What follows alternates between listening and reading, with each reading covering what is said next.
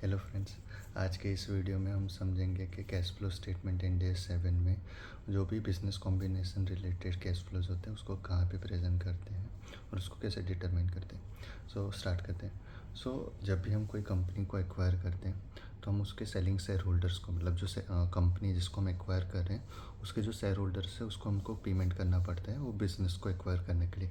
अब ये जो पेमेंट है वो इन्वेस्टिंग एक्टिविटी में जाता है क्योंकि हम अल्टीमेटली उस कंपनी का कंट्रोल एक्वायर कर रहे हैं। अभी जो इन्वेस्टिंग एक्टिविटी है उसमें जो हम कैश फ्लो दिखाएंगे कि payment for acquisition of subsidiary, तो जो भी दूसरे असेट्स है वो नॉन कैश आइटम्स होते हैं तो उसके मूवमेंट को हम कंसिडर नहीं करते। हम वही जो cash payment pure cash payment होता है वो दिखाते हैं।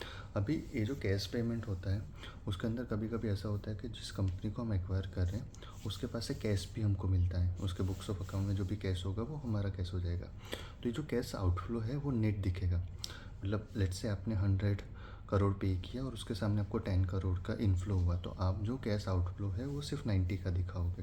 ओके, बट कभी कभी ऐसा भी होता है कि आप इन्वेस्टिंग एक्टिविटी में 90 दिखाओगे तो वो आउटफ्लो होगा।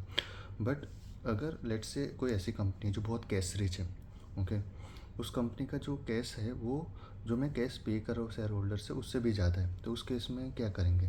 तो उस केस में जो नंबर होगा वो आउटफ्लो की जगह इनफ्लो होगा, मतलब पॉजिटिव नंबर होगा।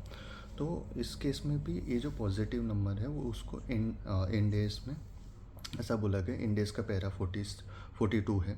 तो 42 पैरा के अंदर बोला गया है कि जो भी कैश इनफ्लो है वो हमको उसी एक्टिविटी में, इन्वेस्टिंग एक्टिविटी में प्रेजेंट करना है। आई होप आपको पता चला होगा कि ट्रीटमेंट क्या है। कुछ डाउट हो तो प्लीज़ कमेंट करिएगा। Thank you.